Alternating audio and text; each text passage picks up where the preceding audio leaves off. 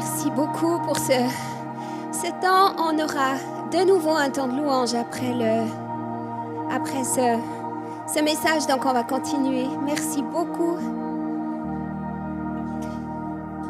Il y a un pull que j'aime énormément sur cette scène. Tu veux te lever, Rémi? Happy birthday, Jesus. Oui, lui. Alors lui, il a compris. Il a compris.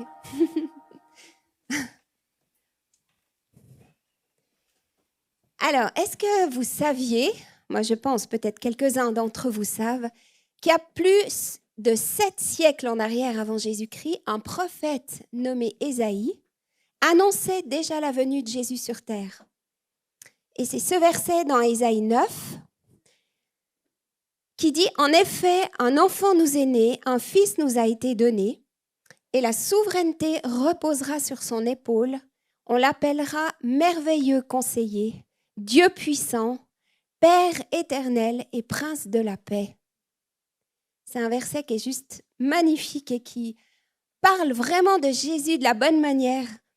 Et 7 siècles après, donc il y a plus de 2000 ans, Jean et Matthieu, 2 disciples de Jésus, en fait ont confirmé ce qui avait été dit par Ésaïe en disant « Tout cela arriva afin que s'accomplisse ce que le Seigneur avait annoncé par le prophète. Marie sera enceinte, elle mettra au monde un fils et on l'appellera Emmanuel, ce qui signifie Dieu avec nous. » Dieu avec nous. Alors, j'aimerais pour commencer vous rappeler en quelques minutes comment Jésus est venu sur terre. Je trouve que c'est la seule occasion où on peut le raconter, donc je trouve toujours que ça vaut la peine de parler de ça. Alors, ça se passe en Israël, dans un petit village de Galilée qui s'appelle Nazareth. Et ce village, Nazareth, il avait une connotation qui n'était pas très positive. C'est-à-dire que c'était connu, donc c'était un petit village normal, sans grande prétention. Mais en fait, les gens disaient, mais peut-il sortir de bon, quelque chose de bon de Nazareth? Donc les parents de Jésus habitaient là, les futurs parents de Jésus, et c'était en fait ce qu'on disait par rapport à ce petit village. Et là habitait une jeune fille, Marie, une adolescente, elle devait avoir 14-15 ans, et elle était fiancée à un homme qui s'appelait Joseph, qui était charpentier. Et en fait, il vivait dans ce petit village. Et voilà qu'un jour, un ange apparaît à Marie, s'approche d'elle et lui dit « Toi, Marie, tu vas être enceinte. » Elle était fiancée, hein. « Tu vas recevoir en toi, par la puissance du Saint-Esprit, par la puissance de Dieu, un bébé. Tu ne connaîtras pas d'homme, mais par la puissance de Dieu, tu seras enceinte et tu accoucheras d'un fils. » Et en fait, Marie, je veux dire, c'est pas simple de recevoir une parole comme ça. Elle a vite été vers Joseph, elle a été parler avec lui, elle était troublée dans son cœur. Et Joseph, quand il a entendu ça, c'était un homme droit, un homme bon. Il a dit, mais Marie, par égard pour sa fiancée, pour prendre soin d'elle, il a dit, écoute, on va rompre en secret, comme ça, les choses ne s'ébruiteront pas et tu seras préservée comme préservée. Et voilà que là, Dieu envoie un ange qui vient parler à Joseph et qui lui dit « Marie mettra au monde un fils et tu lui donneras le nom de Jésus, car c'est lui qui sauvera le peuple de ses péchés. » Alors Joseph a obéi et il est resté avec Marie. Les mois passent et voilà que César Auguste, oui, il s'appelait l'empereur romain, décide de recenser tout le pays, de savoir un petit peu combien il avait d'habitants. C'est un recensement, c'est-à-dire comptabiliser la population. Ça voulait dire que chaque famille devait retourner dans sa ville d'origine pour se faire inscrire et il saurait ainsi combien il avait de personnes dans son... dans son royaume. Voilà, merci. Donc Joseph prend Marie qui est enceinte et puis part de Nazareth à Bethléem et il y avait à peu près 100 kilomètres entre les deux. On peut imaginer qu'à Bethléem, comme c'était sa ville d'origine, il devait sûrement avoir peut-être une grande-tante ou un grand-oncle ou un cousin ou quelqu'un comme ça qui habitait là-bas. Donc, je pense que pour eux, ils se sont dit, on saura où loger quand on arrivera là-bas. Et en fait, une fois qu'il a posé les questions à tout le monde, tout était plein. Il n'y avait aucune place pour lui. Et en fait, il était là avec Marie qui était sur le point d'accoucher et rien. aucun endroit où aller. En fait, le premier Noël de l'humanité, ça n'a pas été l'histoire d'un repas dans une maison où tout le monde a sa place, où on a à manger, où on est bien au chaud, où on est accueilli, où toute la famille est réunie. Pas du tout. Joseph, il était seul avec sa femme, qui était sur le point d'accoucher, et il ne savait pas où aller. Aucun endroit. Il continue de chercher, et voilà qu'un homme lui dit, écoute, moi j'ai une étable, tu peux aller là-bas. Une étable, c'est pas comme la petite qu'on met sous le sapin, hein. Ça sent la cannelle et tout ça. C'est vraiment un endroit qui est très sale, c'est insalubre, avec des animaux qui vivent dedans. Et Joseph, il devait être un peu stressé, anxieux aussi. C'était son premier aussi. Il avait sa femme qui était là. Le fait est qu'elle devait accoucher dans un endroit comme celui-ci, je veux dire, c'était pas simple. Donc, Marie met au monde son fils, son premier fils, Jésus. Avec l'aide de son mari, elle serre cet enfant dans ses bras, elle l'entoure avec un lange, elle l'emmaillote et elle le met dans une mangeoire d'animaux.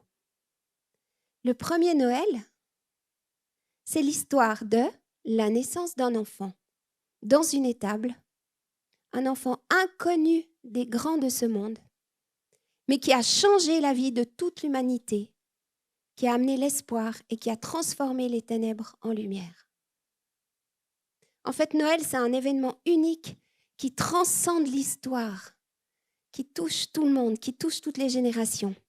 Et comment réconcilier l'humanité avec Dieu, avec son Créateur? Cette réconciliation. La naissance de Jésus, en fait, elle révèle d'une manière incroyable l'amour et le désir profond de Dieu de renouer et de se réconcilier avec ses enfants, avec ses fils et ses filles, avec tous ceux qu'il a créés. Dieu, il n'a pas oublié sa création. Pas oublié, il n'a oublié personne. Le plan de Dieu, ça a été d'envoyer son fils Jésus sur terre pour nous. Dieu avec nous. Et dans 2 Corinthiens 5, il est dit « Et tout cela vient de Dieu qui nous a réconciliés avec lui par Jésus-Christ. Celui qui n'a pas connu le péché, il l'a fait devenir péché pour nous, afin qu'en lui, nous devenions justice de Dieu. En effet, Dieu était en Christ, il réconciliait le monde avec lui-même en ne chargeant pas les hommes de leurs fautes, et il a mis en nous la parole de la réconciliation. » Emmanuel, c'est Dieu avec nous. Dieu avec nous. Peut-être certains se rappellent d'avoir lu Elie Wiesel. C'était un homme juif qui a reçu le prix Nobel de la paix en 1986. Et puis, c'était un survivant de l'Holocauste. Il a été rescapé du centre Auschwitz. Et en fait, cet homme, dans les moments les plus sombres de sa vie, quand il était en prise avec la souffrance, avec la privation, il est arrivé à cette constatation. Il a dit ce qui a été le plus dur, c'est de découvrir que j'avais été oublié et que personne n'avait pu croire que j'avais survécu. La plus grande des blessures, c'est le sentiment d'abandon, l'impression qu'on nous a laissé tomber.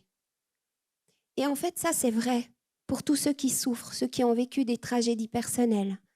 L'impression d'être seul au monde, isolé, oublié.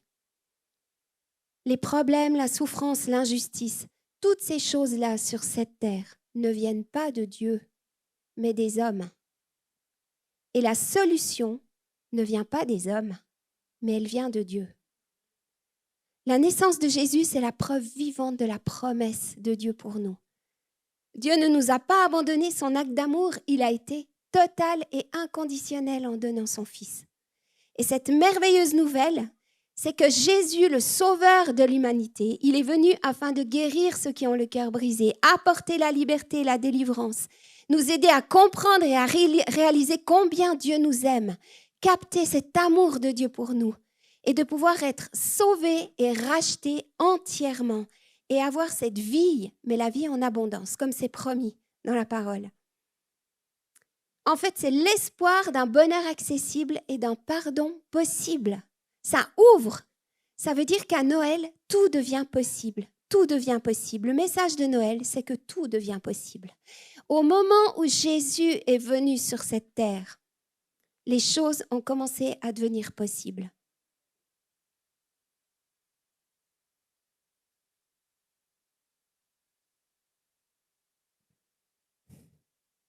Maintenant, pour moi, il faut que ça soit plus que juste une histoire que j'ai entendue ou quelque chose que je connais ou juste des chants ou un sentiment. Mais en fait, il faut que ça devienne une expérience personnelle. Il n'y a qu'à ce niveau-là que je peux m'approprier ce miracle qui s'est passé à Noël. Parce qu'en fait, cette expérience personnelle, elle vient traverser ma propre histoire et elle change le cours de ma vie. Peut-être que vous avez entendu parler également de cette trêve miraculeuse qui s'est produite lors d'un réveillon de Noël en 1914, quand il y avait la Première Guerre mondiale. On était en décembre 1914, c'était au tout début du conflit, ça faisait quelques mois que ça avait commencé, et voilà qu'il y avait déjà des centaines de milliers de soldats qui étaient morts. De part et d'autre, on se terrait dans les tranchées, chacun avait sa tranchée, on était là, il y avait le froid, le dénuement, il y avait les pieds qui étaient complètement gelés, il y avait beaucoup de souffrance, il y avait les obus qui pleuvaient de part et d'autre, chacun dans les tranchées. Mais dans cette escalade de violence, il y a eu un sursaut d'humanité, quelque chose d'incroyable, lors du réveillon de Noël le 24 décembre 1914. Les canons se sont tus à plusieurs endroits le long de la frontière, franco-allemande entre autres. Et durant le réveillon de Noël, il y a eu comme une trêve d'une journée où le dialogue est revenu entre les Français et les Allemands. Il est dit de part et d'autre, on se faisait des signes d'amitié. Voici qu'un de nos caporaux mitrailleurs quittait sa tranchée. Un gradé ennemi faisait de même. Ils se sont rejoints, se sont serrés la main, ont échangé des cigarettes et sont descendus l'un et l'autre dans la tranchée adverse. Et ces mêmes relations ont eu lieu également entre des soldats britanniques et allemands. Et sur le front belge, ils ont même fait un match de foot entre les tranchées. En fait, il nous faut retrouver le vrai sens de Noël. C'est le temps de la réconciliation. Et la réconciliation, ça touche beaucoup de domaines dans nos vies. Beaucoup de domaines. Cette réconciliation, elle est composée de 5 éléments importants. Et je vais juste vous les présenter. Le fait qu'à Noël, tout devient possible. Alors, on va commencer. À Noël, tout devient possible. Parce que le Sauveur du monde, le Fils de Dieu, il arrive sur terre. C'est le mystère plus grand que tout ce que notre intelligence peut comprendre. Jésus, il était pleinement Dieu et il a accepté d'être envoyé par Dieu pour être pleinement homme avec nous et payer le prix. En fait, ce que le diable pensait ne jamais être possible, s'est produit. Et moi, je dirais que Noël est sa première défaite, c'est-à-dire ça a été le début de la fin pour lui. Le début de la fin, parce qu'il a su qu'avec Jésus qui venait sur terre, c'était le compte à rebours qui commençait pour lui et qu'il n'en avait plus pour longtemps. Noël, c'est fêter la meilleure nouvelle qui soit, la source de la plus grande joie pour chacun de nous. C'est là où tout devient possible. Parce qu'au travers de Jésus, tout devient possible. Dieu ne nous a pas abandonnés, il est venu jusqu'à nous. La deuxième chose, c'est qu'on est aimé inconditionnellement. L'amour, c'est la caractéristique essentielle de Dieu. Il ne peut pas faire autrement que d'aimer. Et si on veut être vrai, en réalité, c'est pour cette raison qu'on porte en nous la nostalgie d'une vie remplie d'amour. Quand j'ai mes entretiens, ce n'est pas la première fois, plusieurs fois, les personnes m'ont dit « Tout ce que j'ai fait dans ma vie jusqu'à présent avait un seul but, c'est d'être aimé. » Et honnêtement, si on regarde dans notre cœur, est-ce que ce n'est pas ça la chose la plus importante? Le fait d'être important pour quelqu'un, d'être aimé par quelqu'un, d'avoir de la valeur pour certains, le fait qu'on se soucie de nous. Et Jésus, il a vécu pleinement sa relation avec Dieu, son Père, de cette manière-là. Il a passé énormément de temps, des nuits entières dans sa présence. Même les moments les plus pénibles, il les a passés avec Dieu. En fait, c'est auprès de Dieu, auprès de son Père, qu'il a trouvé l'apaisement de tous ses besoins émotionnels parce qu'il était pleinement homme. Et ça lui a permis de ne pas être dépendant de l'amour des hommes parce qu'il était aimé par Dieu et ça, c'était suffisant. L'amour de Dieu ne change pas. Tout le reste va changer. Dans le monde, tout change.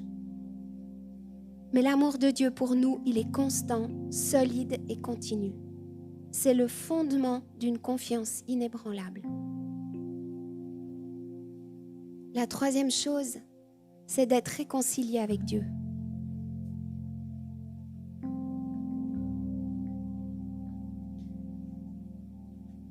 Tout est possible, être aimé par Dieu et être réconcilié avec Dieu. Ça a été la démarche la plus importante de ma vie. C'est celle qui a changé ma vie. Et je sais que aujourd'hui, on a entendu la louange, on a chanté des chants qui étaient juste incroyables. On a parlé de ce Dieu qui est venu en tant que bébé sur terre, qui a commencé, qui a vécu sa vie pour nous sauver. Et moi, je crois que plusieurs ici ont été touchés dans leur cœur. Tu connais peut-être pas encore Jésus personnellement, ou alors c'est encore quelque chose que tu connais mais qui est juste au niveau de ton intelligence. Et Dieu cherche le cœur de plusieurs ici.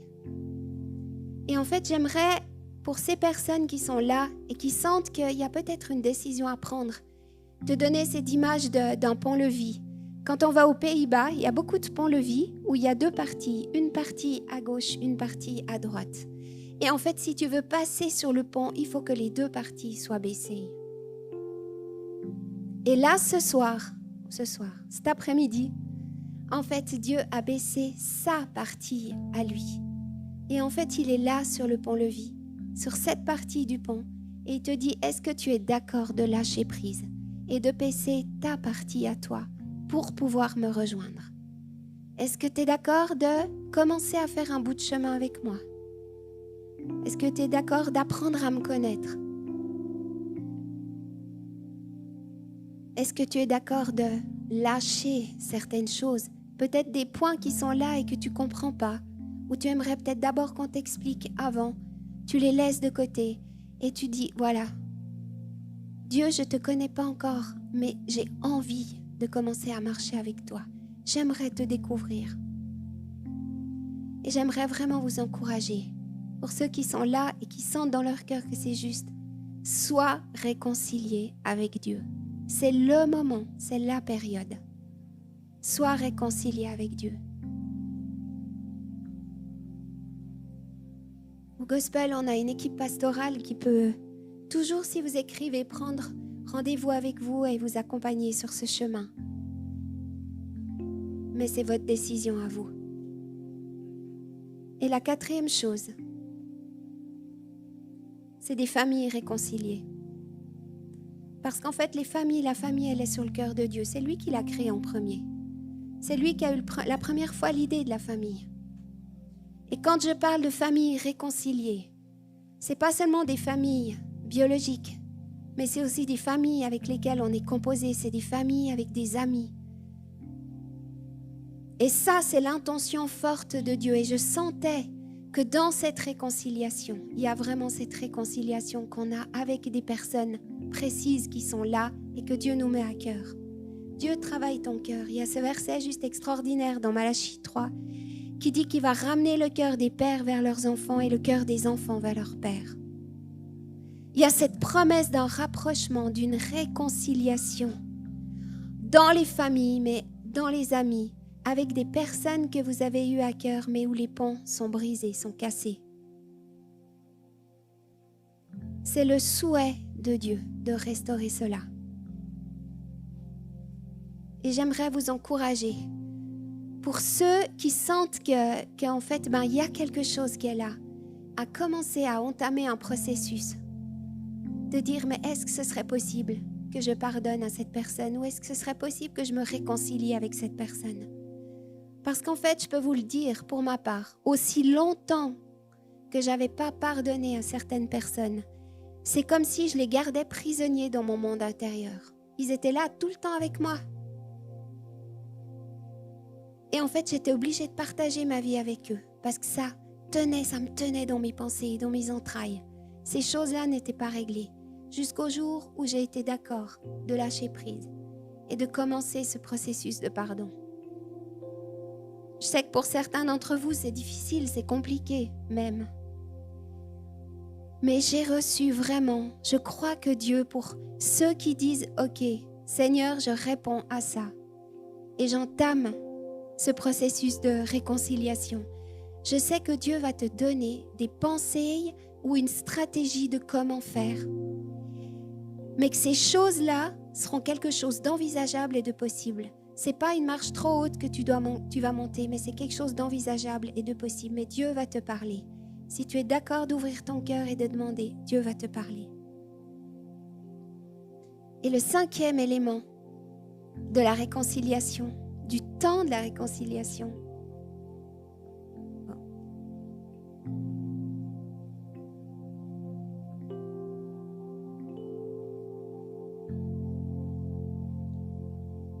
on verra. Ah ouais, c'est bon. En fait, Noël, c'est un moment très important dans l'année. Et en fait, je crois que Dieu nous demande d'être une source de bénédiction et de réconciliation. Ça veut dire que qui nous sommes, avec de savoir que tout est possible parce que Dieu a ouvert les portes toutes grandes, de savoir qu'on est aimé, qu'on est la personne la plus importante pour lui, qu'en fait on a été réconcilié avec notre Père. Donc de lui, on tire notre source, notre valeur d'amour qu'il a pour nous. On est dans une démarche où on se réconcilie avec les autres, alors on devient une source de bénédiction et de réconciliation. Et il n'y a pas besoin d'avoir tout réussi, il y a juste besoin d'être en chemin pour être cette source de bénédiction et de réconciliation. Noël, c'est un temps où il y a beaucoup de stress, d'anxiété, beaucoup de choses qui se passent un peu partout. Et en fait, les gens ont besoin de réconfort. Beaucoup de personnes sont seules, complètement seules. Ou alors font face à des défis parce que l'année 2023 arrive et on ne sait pas comment on va s'en sortir, on ne sait pas comment ça va se passer. Et en fait, il y a besoin de réconfort. Et c'est un moment où les gens ont le cœur le plus disponible. Qu'est-ce qu'on peut faire pour amener de l'amour autour de nous? Ça peut être juste une parole, ça peut être une carte qu'on écrit, ça peut être un coup de téléphone, ça peut être de l'aide qu'on va apporter à quelqu'un qui est tout proche de nous, une voisine, une invitation spontanée, une surprise qu'on peut faire. Avoir ce cœur de compassion et être ouvert et disponible. Parce que de ce fait-là, on va être le bras, les mains, le cœur, la bouche et les yeux de Dieu. Dieu va passer au travers de nous. Et il y a une chose que je sais, c'est que les grandes choses, elles commencent toujours par les petits commencements. Donc il ne faut pas les négliger. Jésus, c'est le sauveur de l'humanité. Il est venu sur terre comme un enfant nouveau-né, c'est vrai, qui est devenu l'espoir du monde. Mais j'aimerais pouvoir vous lire comment est-ce qu'il est maintenant. Comment est-ce qu'il est maintenant? Et là, je trouve extraordinaire de lire dans le livre de l'Apocalypse, c'est le dernier livre de la Bible. Au 1er chapitre, en fait, l'apôtre Jean, il a eu une vision. En fait, il a écrit tout l'Apocalypse. Tout ce livre a été écrit, c'est une vision. Et Dieu s'est révélé à lui comme il était. Et j'aimerais simplement vous lire ça. Donc, Dieu lui a parlé. Alors Jean, il dit, je me retournais pour savoir quelle était la voix qui me parlait. Et m'étant donc retourné, je vis 7 chandeliers d'or et au milieu des 7 chandeliers, quelqu'un qui ressemblait à un homme. Il était habillé d'une longue robe. Il portait une écharpe en or sur la poitrine. Sa tête et ses cheveux étaient blancs comme de la laine blanche, comme de la neige. Ses yeux étaient comme des flammes de feu. Ses pieds étaient semblables à du bronze ardent, comme s'ils avaient été embrasés dans une fournaise. Et sa voix ressemblait au bruit des grandes eaux. Il tenait dans sa main droite 7 étoiles. De sa bouche sortait une épée aiguë à 2 tranchants, double tranchant. Et son visage était comme le soleil lorsqu'il brille dans toute sa force. Et Jean, quand il le vit, il tomba à ses pieds comme mort. C'était trop pour lui. Et alors Jésus a posé sa main droite sur lui et il lui a dit, « N'aie pas peur, je suis le premier et le dernier, le vivant. J'étais mort et voici, je suis vivant au siècle des siècles. Je détiens les clés de la mort et du séjour des morts. » C'est lui ce Dieu puissant et glorieux, c'est lui ce Jésus. ce Dieu incroyable qu'on veut honorer et qu'on veut fêter à Noël, à qui on veut rendre toute la gloire. Et j'aimerais simplement peut-être vous demander pour terminer, levez-vous et puis je vais juste prier.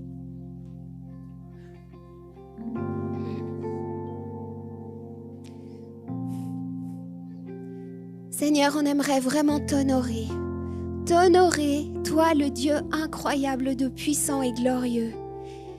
Ce Dieu qui est mort et ressuscité pour nous. Celui qui nous aime et qui intercède pour nous. Et là où tu es, tu intercèdes pour nous. Celui qui a promis qu'il était avec nous tous les jours jusqu'à la fin du monde. Et j'aimerais te prier, Seigneur Dieu puissant, que tu amènes cette révélation dans nos cœurs, dans cette période de Noël, que tout est possible avec toi, que tout est ouvert avec toi, que tu ouvres les portes toutes grandes et tout est possible pour toutes les situations qu'on vit. Il y a des solutions, il y a des possibilités. Et Seigneur, je prie aussi pour une révélation encore plus profonde de ton amour, de cet amour tellement inconditionnel que tu as pour nous. Cet amour tellement profond qui te dit tous les jours, tu es mon fils, tu es ma fille bien-aimée. Tu es mon fils et ma fille bien-aimée. Et Seigneur, que nous puissions être réconciliés avec Dieu. Ne pas laisser de choses entre lui et nous, mais d'abaisser notre pont, notre partie du pont et de pouvoir courir et de pouvoir nous réconcilier avec ce Dieu puissant, glorieux. Et que dans nos familles, Seigneur, s'il y a des choses, des personnes pour lesquelles on doit faire des démarches, alors que dans ce tout est possible et cet amour que tu mets en nous, qu'on soit d'accord de lâcher prise et de marcher dans ces démarches que tu veux nous aider à accomplir, où des miracles de réconciliation vont commencer à se passer dans les familles, parce que ta parole, c'est la vérité. Et là où tu interpelles, là où tu mets le doigt, alors tu donnes la possibilité que ça puisse se faire, que ça puisse être vrai et se passer, que le miracle de la réconciliation puisse se passer. Je le proclame maintenant. Des familles, des amis, des relations réconciliées dans la puissance de ton nom, Seigneur Jésus. Et la dernière chose, donne-nous d'être des porteurs d'amour et de réconciliation. Donne-nous de pouvoir amener ce que tu as déposé dans nos cœurs partout où nous marchons. Seigneur, rends-nous sensibles à ce que tu veux faire et donne-nous d'être des porteurs de réconciliation, des porteurs d'amour pour toutes les personnes qui sont autour de nous. En ton nom, Seigneur Jésus. Amen. Amen.